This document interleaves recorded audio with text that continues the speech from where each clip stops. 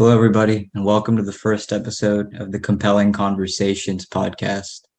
I'm really excited to have my guest here, Haad, an amazing young man, very talented, and a real artist. Haad, welcome. Thank you so much for being here. Art means a lot to you. Why does it mean a lot to you? I guess, well, for first off, thank you for having me be your first guest in this first episode of this hopefully successful and long series for many more interviews to come. But yeah, to kind of go into your question, uh, what does art mean for me? Well, personally, I see it as a mode of expression. It is basically a platform of expression. It kind of I see it as like an insight and a mirror into our lives and what we kind of like see of our own lives. And it's like basically it's a canvas for each person, for any artist to kind of paint what they see, what they think, what they feel, what they hear. And it's basically just another mode of expression, just like how, people do music, people draw, people paint, people, they do poetry, they do all sorts of things. And it's just one of many modes of expression. Yeah, I Yeah. totally agree. Yeah, I don't know how it is for you, but for me, the way that I perceive art is, and this might not be the best way to put it, but it makes sense for me. It's like a sickness that it's in my system and I have to get it out, whether that's something I'm writing, whether it's something that I'm painting or drawing, Yeah. or singing, whatever it is. It's like something I just need out of my system. Yeah. Otherwise, there's so many ideas, so many components of it that start just boiling up inside of me. It becomes hard to contain. Have you ever experienced something like that, or what is your Absolutely. relationship with? No, no, I think that was a perfect way to put it. It's like it's almost kind of like you have an itch, and it's like you want to scratch it, and you just want to keep scratching it. It's just like there, and it's constantly bugging you because you have all these ideas and like all these like there's so much potential in every person's head, and like create when it comes to creativity, it's like all these things. It's like there's just so much to do, so much to talk about, so much to write, and it's just like you can craft such amazing things. Um, yeah, I'd say I definitely know what that feels like. Yeah, would you say that your experiences, or what would you, the art that you create, or I'm familiar with you're interested in acting and stuff. Do you Yes. think that? Sorry. Yeah, yeah, yeah. Yeah, I was just Mhm. saying. Do you think that your art? Do you think it has an effect if you're alone or with people? Like Absolutely. when, Yeah. yeah. What I'd would you say say about that? I'd say when I'm alone, I'm looking more towards my surroundings when it comes to art. When I'm with people, the inspiration comes from the people itself. Mm, Like yesterday, I had a friend's birthday, for example. Last night it was his birthday, and like a group of us hung out, and had dinner and everything. And it's like I started seeing my friends, and I was like, that like I could see like aspects of them, like they're kind of like characters. Like I was just like thinking, like I could imagine like basing characters off of their personalities, their wacky, insane personalities, and the stuff they say, and it's just like I can just like their their vibes that they give off, and just I can imagine stories crafted around people like them. So it's just like I don't know. When you're with people, I feel like you can get so much inspiration from people. Um, whether you're like just looking at them, whether you're talking to them, like all sorts of inner inspiration, external, all these different aspects, the way they look, the way they talk, the way they walk, everything really. So yeah, I feel like there's so much to get from people. And of course, there's stuff to get from when you're alone as well, as you start considering things when you're by yourself that you might not have thought before. yeah, what kind of creativity comes to you when you're alone? I guess when I'm alone, um, hmm,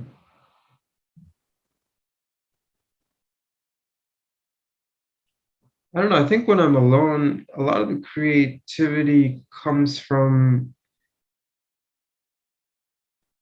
That's a really good question. Honestly, for me personally, a lot of my creativity comes from the people. But if it ever does come when I'm alone, I would say it just comes from my surroundings, really. Like, especially when it's like, like during the day, like sunrise or sunset. It's like a lot of inspirational moments come during those parts of the day, I feel like, when I'm Oh, by myself. interesting. Yeah. Wow. You mentioned sunset and sunrise. That's a very good point. I know for myself, like around like 12 p.m. to like 3 p.m. I don't really want to be in the world. I don't want to be disturbed. I kind of want to just be alone, do my own thing, keep the blinds closed. But I like when it's sunset or sunrise, I feel kind of, I don't know, Yeah. enthusiastic, alive to kind of do things out in the world. Mhm. Yeah, it's interesting. Yeah, that is interesting. I really do feel like when it's like sunrise and sunset, it kind of like symbolizes like a whole lot of changes happening. And it's Yeah, like you know, after after morning is over, it's like everything's just kind of like calm and just steady, and it's just like um stagnant. Compared to, sunrise and sunset, those are like monumental changes in the day, like very big yeah, changes. that's a good And way to put it. yeah, yeah. And it's like nighttime is like very peaceful, calm, and just like quiet, very quiet. So yeah, I really do get more um I don't know, I feel like there's a lot more like activity during sunrise and sunset. I feel like it's like the start and end of something. It's like a book end, like the beginning of a chapter, end of chapter, that kind of thing. So it's like I don't know, it's like when those two parts of the day happen, it's like okay, um, I gotta quickly move on to the next thing I gotta do in the day or something. It's like, okay, sunrise, okay, gotta start the day. Sunset, okay, gotta end the day and wrap up and maybe do some last minute things here and there. So I don't know, it kind of gives you maybe a little bit of a sense of urgency. Yeah, good point. That is actually a really good point. Yeah, Does your creativity ever blossom like throughout the night? throughout the nighttime, Yeah. like anytime after sunset, basically. Well, like for myself, I've noticed strangely enough, it's almost like I'm a vampire. Like as soon as it hits like 11 or 12, a.m., um, I'll just like be doing my work. And then like when I like put my head up, it's like already like 4 a.m. It's like, oh wow, Mm. I was just in that flow state. It's Mm. insane. Yeah. I don't know if you've ever experienced something like that, or you think that the day actually helps you more. No, I think I have experienced that once or twice. I try not to do it often because I try to keep a pretty consistent sleeping schedule. I said try Mm. to. Yeah, I there is something about working and being creative at nighttime where I don't know, it's like there's another level of it has its own charm really because like entire world's asleep and you're constantly writing away or doing whatever you're doing. It's like it has its own charm. Yeah, And that quietness, that yeah, stillness where it's like there's exactly. nothing going on It's like outside. there's nothing going on and it's just like you're like the whole world is just silent and you're just constantly whittling away doing something. So I think that it has its own charm really. So yeah, I've only done that like maybe once or twice. It is quite a mood, but I try to I try to mostly try to go to bed by the time it's nighttime, and I usually try to do the opposite, where it's like you wake up super early and start working or something. I I like recently that. That's tried that out. admirable.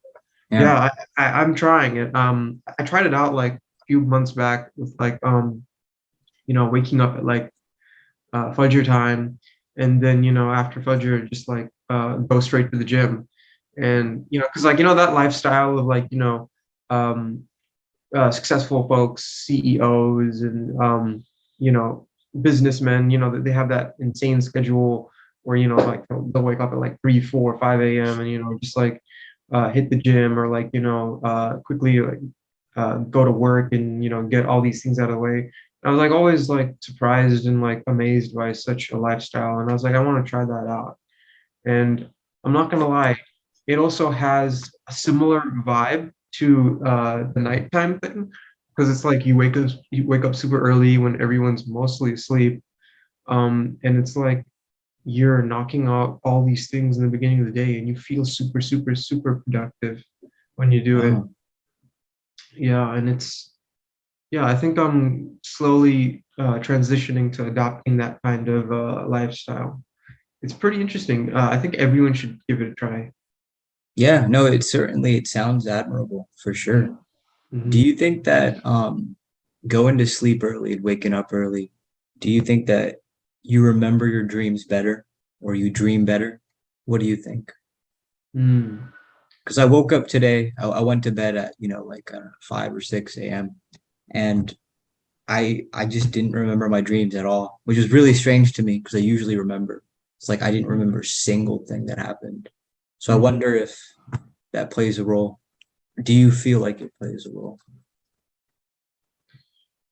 Well, personally, I haven't really remembered too much of a lot of my dreams recently. So I'm not sure, but the dreams that I do remember recently, I think it was because I slept late. Mm, I think it was because I slept late, not early. But interesting. yeah. Do you Mm. think that dreams have played a role in your personal creativity or not really? Um, I think so. I think subconsciously, maybe. I Mm, think I might have seen something in a dream, and then it kind of just comes to me later on. mm, So I think, I don't know, maybe the root cause of all our creativities from our dreams, and we just don't know it. I don't know. Maybe, yeah. yeah. For myself, I know one particular um, endeavor that was inspired by a dream, like waking up from one. But everything else for myself that I've like created, it's strange to say it, but it's like I've seen visions of it while Mm, I'm awake, like seeing a vision, like, oh, and then that suddenly inspires something to be created. mm, Yeah. But so you like acting, which is really cool. Do you yes. think that what do you think it is that fuels that sort of creativity for yourself? Where does that come from? Acting, where does that come from? I don't know. I think it just comes from a need to embody emotions. Um, Mm, to, you know, the human range of emotions is just amazingly, so diverse, with all sorts of things from happiness, sadness, anger, confusion, everything in between. It's like to embody that in a place, and have it be like a safe environment to let that shine. I think it's a pretty interesting thing. Um, it's almost kind of therapeutic in a way. I'm not sure if it's how actually like good for you, but it's certainly fun, that's for sure. yeah. But yeah, I feel like it's just it's you're leaning into you're basically tapping into your human nature by embodying different emotions in a way. Yeah. Yeah. I really like that what you said. It comes from a need to embody emotions. Yeah. Yeah. And now that just makes me think like how do I embody my emotions? It's Mm. like wow. Yeah, for myself like I mean I wouldn't say acting for me, but like creativity, yeah, I would say that that's a way to embody your emotions. It's very Mm. interesting that you mentioned that. Yeah. Yeah. Wow. Have you seen any films recently that have evoked some sort of emotions from you or inspired you? Films. What was the last film I saw? Mm.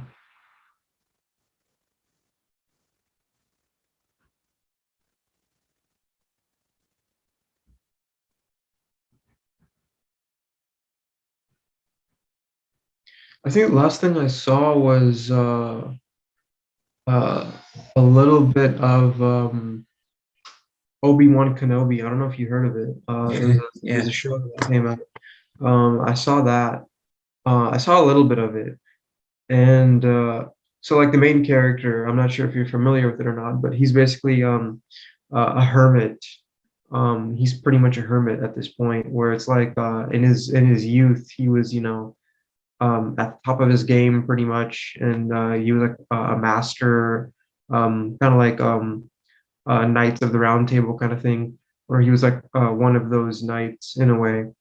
And now it's like that order is kind of like fallen aside, and it's just like it's kind of gone towards extinction. And he's like one of the last people of that order still alive, and it's like he's a hermit, and he's kind of like depressed and everything.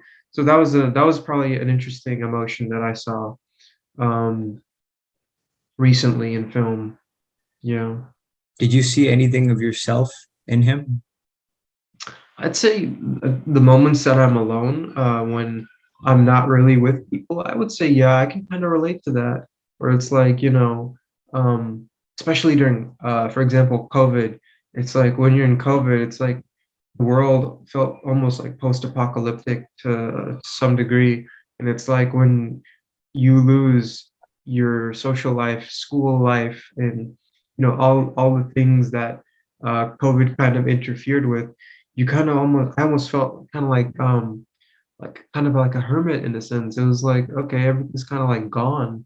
And it's like people graduated, some people moved, and it's like the world is like kind of like frozen in time. And it's like you like you think about life when you were in school, and it's like you were like up here, and like COVID kind of like brought you down here, and it like kind of took away everything, and you have to reevaluate all your different uh life choices and responsibilities and things you do, and like what's next.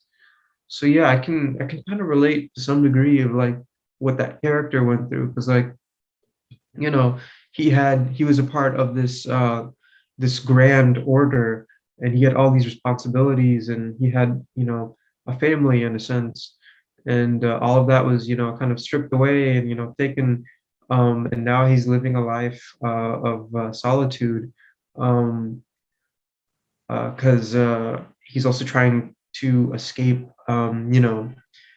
this empire, and this empire is um not as COVID isn't as bad as an empire, but he's basically trying to like fight for his life in a sense, just like how the human race was fighting for their life against a disease that was contagious.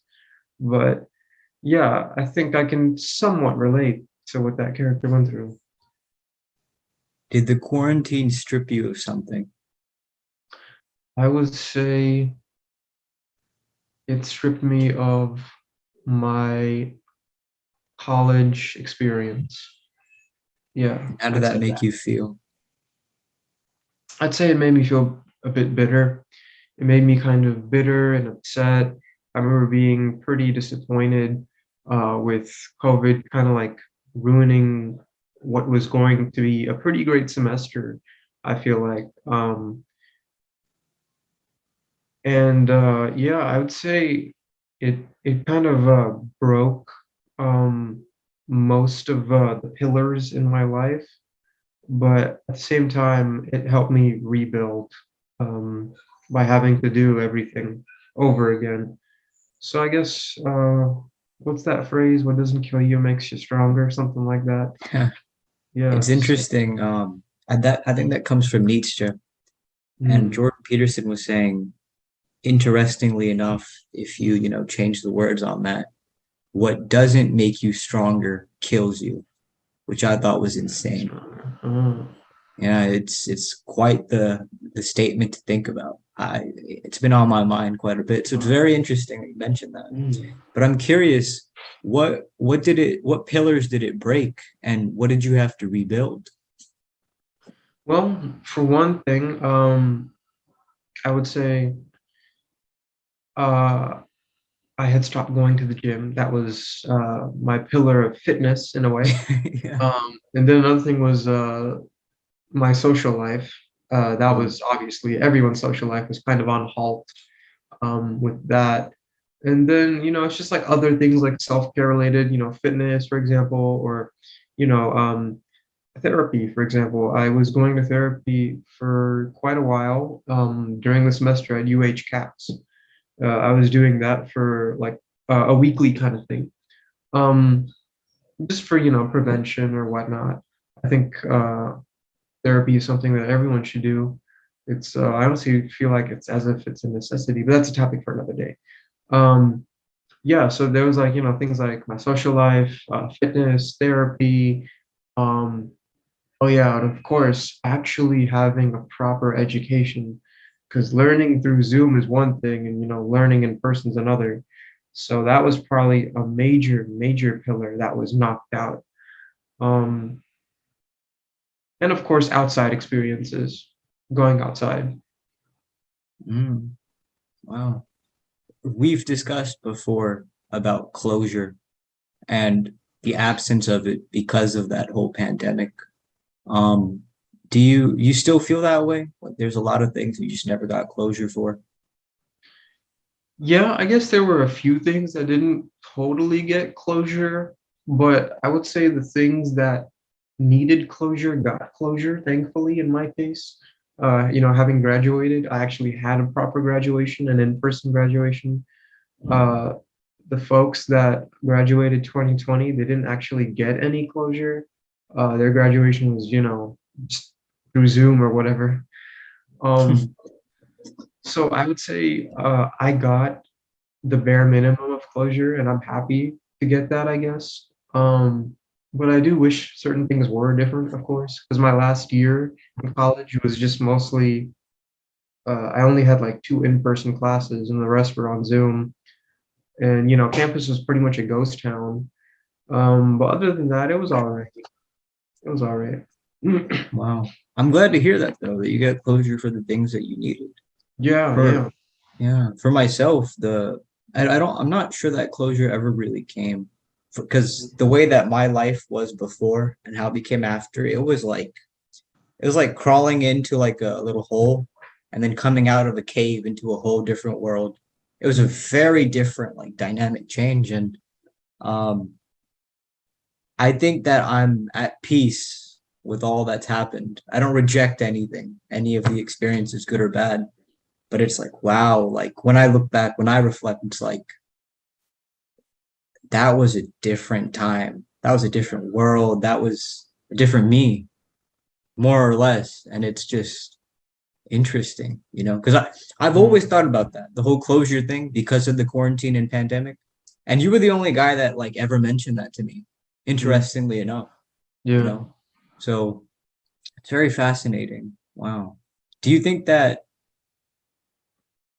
the closure is closure even necessary? Do you think? I've thought about this for Uh, myself. I'll expand on that, but I'm curious to see what you think. well, I guess it depends on what kind of closure are we talking about. Does it, are we talking generally any closure or a specific type of closure? I suppose in general, or however you perceive it, really. I would say I would say it is necessary to some degree. Certain things don't need closure, but I think certain things need closure. Why? Why do you think needs or the things that need closure? Why do you think that? Well, I think it kind of goes back to that idea of you know, having an ending makes something feel special. And if it doesn't Wow, have an ending, then that's deep. it's like if it doesn't have an ending, then what was the point of all of it? It kind of becomes meaningless if it doesn't have an actual ending. Or if the Yeah, ending expand on was, that. Yeah, yeah, I mean, when something is set for a certain amount of time, you know, um, college, for example, being about 4 years, give or take, it's like that's it. That's college, and then after that, you're just working. Before that, you're in high school, but after college, it's just work. After school, it's over. So, yeah, I think the fact that certain things have a limit on how long they are.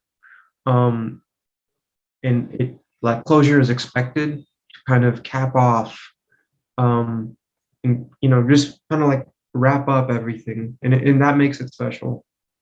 Wow. Yeah, That is just so beautiful. The way you articulated that, it's insane. Having an ending makes something special. yeah, it does. Damn. Wow. Wow. That's deep, man. That's profound. Yeah, Yeah. I think it really makes things worthwhile. Yeah. I mean, like our very existence, our lives, the fact that it has a birth and a death, makes this life very special. Yeah. Yeah. Wow. I have to contemplate that, Yeah. honestly. That's something. Mm. Having an ending makes something special. When was the last time an ending made you cry or made you sad in your life? If you don't mind sharing. An ending, yeah. An ending. Hmm.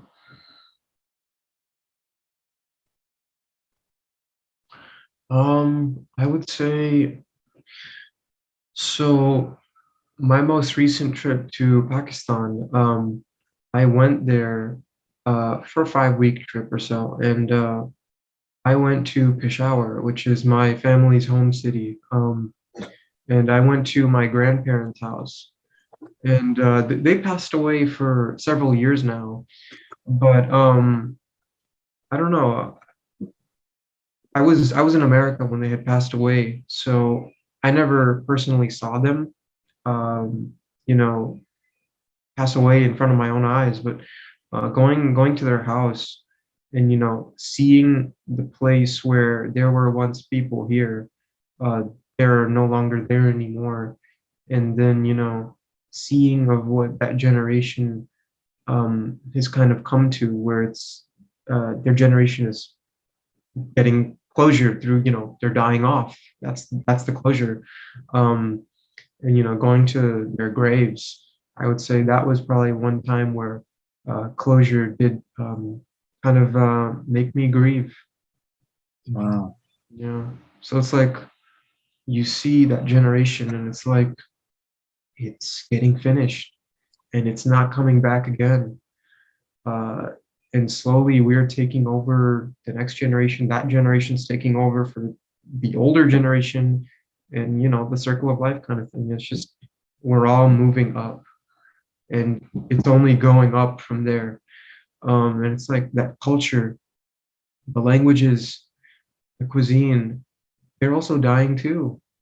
Uh, Generations take over, and things become different, and it's like I kind of grieve for that. It's like that time, those people, the experiences they have, the things they learned, the things they did, it's gone. And I found that very sad. It's like I think to those previous generations. Now no one thinks of them. Now no one knows of them. Now no one speaks of them. It's like they're all gone. And I think it's quite sad. Yeah, it really is. Yeah. 2019 to 2022. That was for myself literally the blink of an eye. Would you say that was how it was like for you? 2019 to 2022, I would say once I started college, everything went by in a blink of an eye. So I would say for me, it was 2017, 2022. Wow. Um, yeah, so everything after high school just changed. It was like a blink of an eye, really. Uh, it was like life had a lot of stuff in store for everyone after high school, really. Um, yeah, that's what I would say. Yeah. Obviously, we're all very complex with our experiences and what's happened and what shaped us. But if you were to say in maybe a few words, what were the biggest changes that happened to you in those past 4 or 5 years? What would you say it would be? I'd say the biggest changes, I really learned how to embrace my actual personality. I felt like in high school prior to college, I was an extrovert and I didn't even know I was an extrovert, for example. It's like like I was fairly not introverted, but I was just quite self-conscious. I still am, and I still do struggle with it. But it's like I don't know. Whenever uh, I got into college, I started realizing that I crave energy from people, and that's a big sign of extroversion. Wow, So I would that say, is interesting. yeah, and I really saw that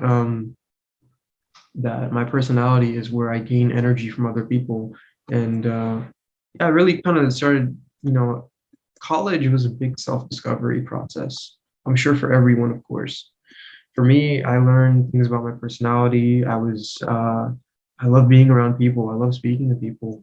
Um, You're good at it too. thank you. Yeah. Yeah. Um, and I just kind of delved more into my interests. I Mhm. realized I really love um, things that are controversial, which is why I majored in political science. Complex issues, controversial topics, things that get people emotional. Um, for example, movies. Movies have emotions. Politics have emotions. So it's like a constant thing there when it has to do with intense emotions and reactions and issues. And it's like those are the kinds of things I'm kind of drawn to with film and politics and stuff like that, pretty much. So yeah, I think also all these things have to do with people, like the emotions of people, how people react, the things they go through. So I think that's kind of a big thing I discovered about myself. Wow, Yeah. that's cool. I like that. And I'm sure people can relate to that for sure. Yeah. Yeah. So I'm curious, do you have any closing thoughts? Anything that you felt like you wanted to say, didn't get a chance to say, or something on your mind? Well, not much, but I would just say that, yeah, I mean, this whole conversation was amazing. It really And was, yeah. yeah, it was a really great conversation. Hopefully the first of many to come.